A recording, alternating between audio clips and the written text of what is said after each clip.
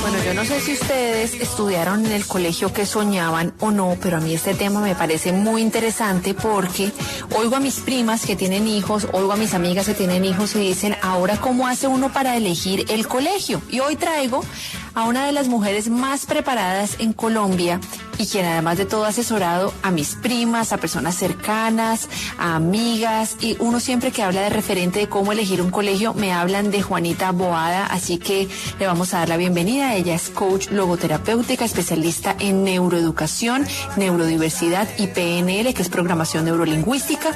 Es educadora desde hace 24 años y fundadora y exdirectora del Jardín Infantil Huellas, que es un centro de desarrollo infantil para niños entre los 6 meses hasta los 5 años y de sus familias, y también es fundadora del primer diplomado para cuidadoras. Es consultora certificada en intervención para el desarrollo de las relaciones para personas con TEA, también consultora certificada en disciplina positiva, y es la autora del libro Separación por las Buenas, del que estuvimos hablando hace unas semanas. Juanita, bienvenida a Salud y Algo Más. Ay, muchísimas gracias por esta invitación, de verdad que rico volverte a oír. Bueno, pues Juanita, yo creo que no todo el mundo fue feliz en el colegio. Hay gente que dice, yo fui absolutamente feliz en mi colegio, y otros dicen, no, yo en realidad no fui feliz en el colegio. Y pues es que no es una decisión de uno, sino de los papás elegir un colegio. Y yo creo que es una decisión complicadísima, Juanita, porque no solo es el nivel académico, sino de quién me voy a rodear, si con inglés o sin inglés, si con un idioma, con 3 idiomas, si bilingüe, no bilingüe. ¿Qué deberían tener en cuenta las personas que están buscando colegio para sus chiquitos? Y sobre todo que esta generación de papás, es decir, pensemos en nuestros papás, no dieron tanta vuelta ni se preguntaron tantas cosas, y un poco la consecuencia es lo que tú dices, pasamos bueno, fuimos felices o no. Los papás de hoy en día que están tan concentrados en que sus hijos estén bien, felices, se desarrollen, son papás mucho más, digamos como despiertos frente a la importancia de este proceso, pues están más confundidos que nunca. Así que yo creo que lo primero que tenemos que tener en cuenta es que, primero, como dice la frase cliché, no todos los colegios son para todos los niños, eso es obvio. Pero entonces, ¿qué mirar en una búsqueda tan importante que es un matrimonio de 13 años, si es que duramos toda la vida en ese colegio, 13 años esa familia con ese colegio o ese chiquito con ese colegio? Lo primero es tener muy claro nuestro proyecto familiar, es decir, cuáles son aquellos valores, principios, metas educativas, objetivos que tenemos para la crianza de nuestros propios hijos. Porque muchas veces iniciamos la búsqueda mirando qué tan chévere es el colegio. Es grande, es bonito, enseña 3 idiomas, salen para tal universidad o les ofrecen tecnología de esta manera, pero ni siquiera nos hemos puesto de acuerdo en casa. Ahora, nosotros qué queremos para la educación de nuestros hijos. Y ahí es cuando de pronto elegimos un colegio que nos suena fantástico, pero estando allá decimos, ups, de pronto mi hijo no está tan bien, por no decir feliz, que me parece a veces como delicado hablar de la felicidad, no está tan bien en su desarrollo porque no hay un clic, donde no hay, digamos, un empate sano entre el modelo pedagógico del colegio y el temperamento y carácter de mi hijo. Entonces, lo primero es, hey, ¿cómo es mi hijo? ¿Y cuál es mi proyecto familiar? ¿Cuáles son esas características que para mí son importantes? Por ejemplo, a nivel espiritual, a nivel religioso, ¿hay algo importante? O de pronto por cosas de mi trabajo me van a mover del país, entonces yo necesito un colegio que de pronto hayan colegios con el mismo proyecto, como por decir un bachillerato internacional en otro país y que yo pueda hacer ese cambio. O de pronto yo lo que necesito es que yo tengo pasaporte en otro país, entonces que hable otro idioma. O para mí es súper importante la parte tecnológica o deportiva o artística, o que no hayan muchas tareas porque yo llego muy tarde y no los puedo acompañar, o que no me importa, me encanta hacer tareas con mis hijos, los acompaño. Entonces lo primero es, ¿para qué la educación? ¿Para qué valores y qué principios son vitales en mi familia, que es distinta al primo y el vecino? Y desde ahí comienza una búsqueda para que haya un empate entre esa institución que... una de las ideas peligrosas es que todos los colegios son iguales, no es cierto. Que sea coherente con mis principios y mis valores. Y la segunda cosa vital, ¿cómo es mi chiquita o mi chiquito? Es decir, yo sé que a los 2 años, 3 años, 4 añitos es difícil identificar cuáles son los rasgos de desarrollo o para qué va a ser bueno, qué le va a gustar, cuáles van a ser sus habilidades a nivel motor o artístico o matemático o científico. Pero uno sabe, uno como papá o mamá sabe que hay colegios más académicos o más para deportistas o más integrales o más lúdicos o más que se centran en el desarrollo emocional. Y de acuerdo a esas características que yo ya conozco de mi hijo de 3 años y medio, 4, puedo elegir un colegio que sea coherente también con ese temperamento. Juanita, por ejemplo, yo tengo una niña de 5 años. Ya prácticamente en un año ya tengo que buscar el colegio. Lo único que yo tendría miedo es el bullying. ¿Cómo se puede tratar eso desde casa? Ay, la mejor de las preguntas, me encanta. Te respondo con un tema y es que nunca olvidemos que la responsabilidad educativa de los hijos es 80% familia, o sea, padres, 20% colegio. O sea, eso es lo más importante de todo, porque hoy en día los papás tenemos una lupa enorme de encontrar un lugar que es como la segunda casa. Es cierto, van a estar desde las 7 de la mañana hasta las 3, 4 de la tarde, pero en última, si nos ponemos a pensar, nosotros somos el resultado de nuestros padres. Entonces, hablando de un tema tan importante como el bullying, por supuesto que todos los colegios tienen que tener unos protocolos que hoy en día los rigen, unas leyes en este país, afortunadamente, en donde tiene que haber un acompañamiento a todo el proceso. Los profesores deben estar entrenados para que haya un buen manejo y poder diferenciar entre un conflicto, entre un acoso realmente, un acoso escolar o un delito, que es muy distinto y la ley lo aclara. Y el colegio tiene que tener las herramientas, las estrategias y los protocolos de solución. Pero quiero decir que cuando hablamos de relaciones sociales, de habilidades prosociales, el primer educador es papá y mamá. Entonces muchas veces nosotros criticamos es que en ese colegio hay más bullying que en el otro. Y lo que pasa es que muchas veces somos los padres de familia que hacemos comentarios que suenan muy bonitos, pero son muy peligrosos, como, ay, pero no te metas con esa niña que no me gusta. O, pero es que sabes que ellos son los que están peleando, no te metas. Y una cosa que los estudios hoy plantean, los estudios serios sobre el bullying, y es que si algún día quisiéramos que acabara el bullying, el trabajo está sobre el testigo, ni siquiera sobre el bully o sobre el bulliado, o sea, sobre la víctima o sobre el victimario, sino sobre aquellos testigos que muchas veces miran indiferente. Entonces, ¿cómo estamos educando a nuestros hijos para ser testigos de situaciones injustas o dolorosas? Entonces, claro, los colegios tienen que tener protocolos, los colegios tienen que saber acompañar, tienen ojalá que tener un departamento de psicología o de desarrollo personal que sepa no solo detectar, acompañar, llamar a la familia, a todos los que están implicados, pero hacer un trabajo transversal de habilidades prosociales, empatía, comunicación eficaz, resiliencia, autorregulación. Porque el niño que hace bullying o al niño que le hacen bullying o el testigo indiferente, lo que le faltan son desarrollar habilidades. Juanita, yo siempre como que me pongo a pensar y digo, Dios mío, si uno ve a los niños europeos, estos niños europeos saben 6 idiomas y ninguno se confunde con ninguno, ¿no?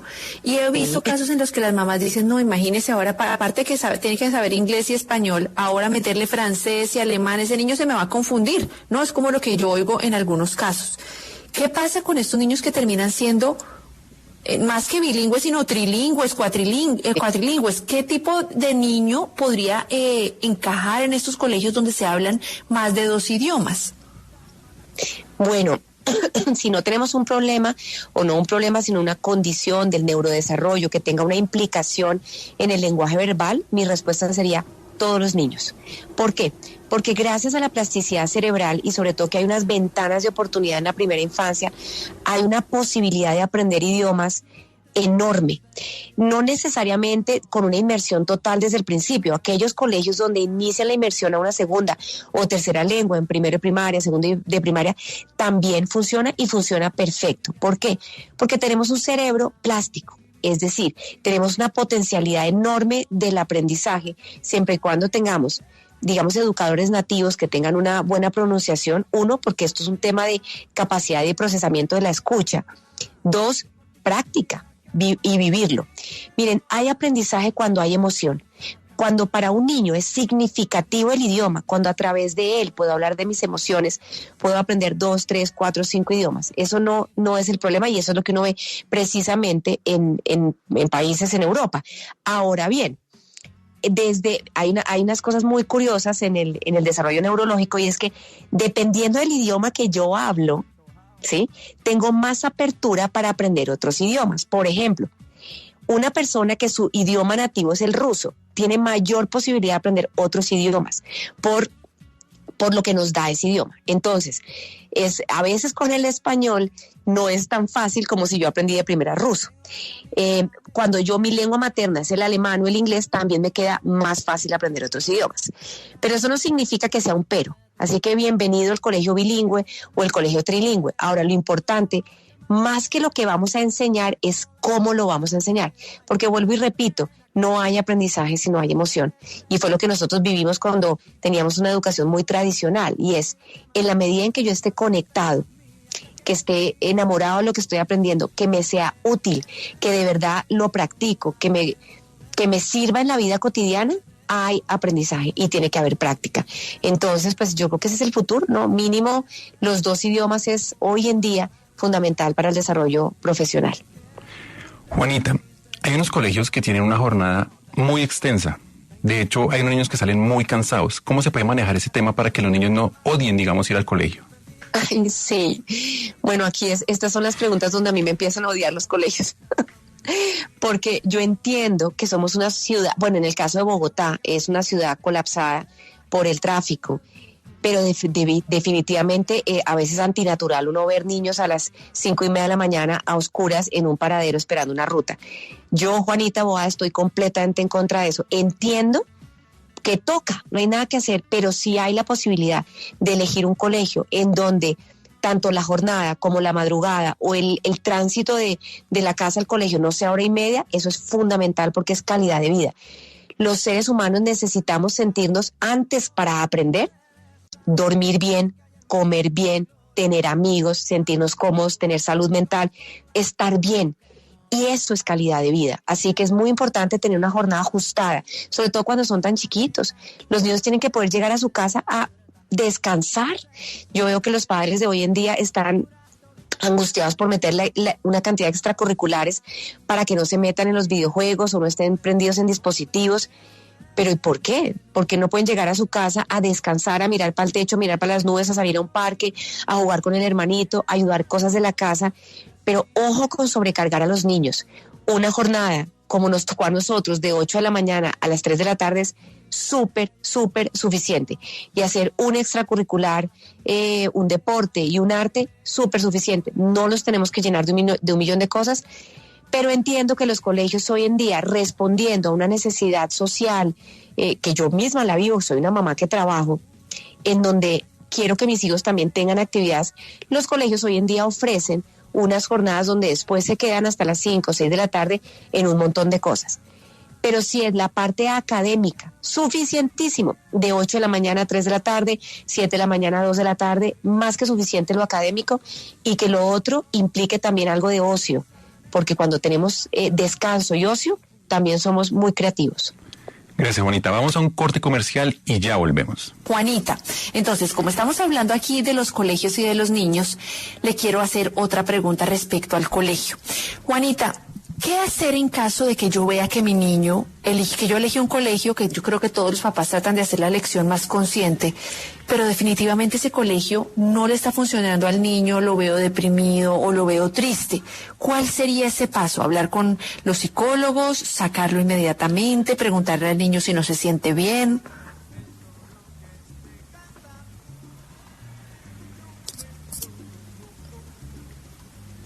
¿Juanita?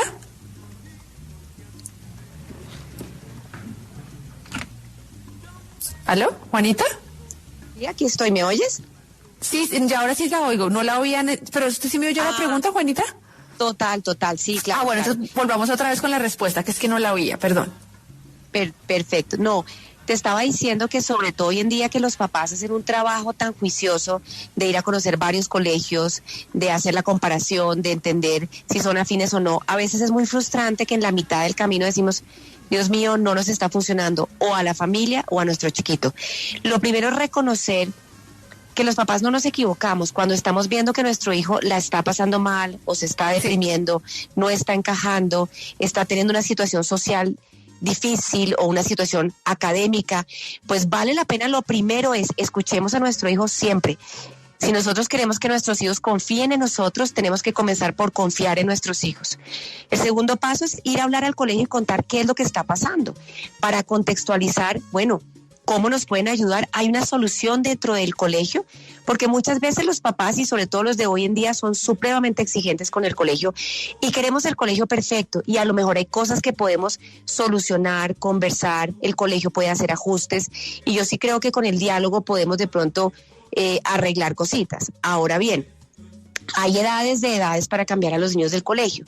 Si es inminente, pues en cualquier momento, pero hay que tener en cuenta que un cambio de colegio también es un duelo, es volver a ser amigos, es hacer parte de una comunidad. Entonces tenemos que darle como el peso específico a una decisión tan importante como para que sí hablemos con el colegio y si es necesario buscar de pronto una opinión externa, un terapeuta, un guía, alguien que nos aconseje sobre qué otra posibilidad puede existir para hacer ahora una búsqueda juiciosa que de pronto sí pueda ayudar a nuestro hijo en lo que esté transitando, si tiene algo que ver con lo social o si tiene algo que ver con lo académico o con lo emocional. A veces a los papás nos da miedo buscar ayuda, pero pues qué rico hacer estos procesos acompañados, no pasa nada y puede salirnos mejor. Pero sí, uno tiene que estar atento a que eso puede pasar en el camino y estar abiertos a que si es necesario hay que hacer el cambio. Juanita, usted ahorita nos mencionaba varios factores que son importantes a la hora de escoger un colegio y es las aulas, el factor religioso que es súper importante, el económico, pero yo he escuchado que varios padres no tienen la confianza y la seguridad para escoger un colegio y no lo encuentran, no tienen esa paz y optan por el homeschool. ¿Qué pros y qué contras puede haber para el pequeñín a la hora de escoger esta modalidad? Bueno, yo creo que esta es una modalidad cada vez más vigente y luego de la pandemia además muchas familias se dieron cuenta que les funciona muy bien. El homeschooling da respuesta yo diría que a una cosa muy sana y es una rebeldía a lo que está pasando en la educación muchas veces. Y es que el sistema como tal, los salones, las normas, el que todos los niños tienen que aprender de pronto al mismo ritmo, el mismo tipo de evaluaciones, digamos como que mucho es una respuesta a modelos tradicionales de la educación y que los papás quieren que los hijos de pronto sean más respetados en su ritmo. Entonces, para algunas familias es absolutamente viable y les funciona. ¿Qué recomendación haría yo cuando hay homeschooling? Es que propendan porque haya una vida social en los niños. ¿Eso qué quiere decir? Que si no van al colegio y no se reúnen con otros niños, por lo menos a través de extracurriculares o encuentros en un parque o de organizar encuentros con amigos, sí desarrollen las habilidades sociales con pares. Eso es absolutamente fundamental. Yo veo que en algunas ocasiones la elección del homeschooling tiene que ver con el miedo al bullying, por ejemplo, pero yo creo que es más... muchas veces el aprendizaje se da cuando nos enfrentamos a la situación, no diciendo que no sea dolorosísimo que esas cosas pasen, pero también nos dejan un montón de aprendizajes. Entonces es válido, hoy en día está muy en boga, hay muchísimas personas que lo están haciendo, pero hay que pararle bolas, que tenemos un cerebro social, que tenemos que aprender a ser amigos y a desarrollar habilidades prosociales en encuentro con los pares. Bueno, pues Juanita Boada, muchas gracias por haber estado en el programa. ¿Dónde la pueden contactar los oyentes que quieren tener un taller o conocer su contenido? Ay, muchas gracias. En Instagram, @JuanitaBoadaDN. De hecho, ahí tengo una masterclass sobre cómo elegir el colegio grande.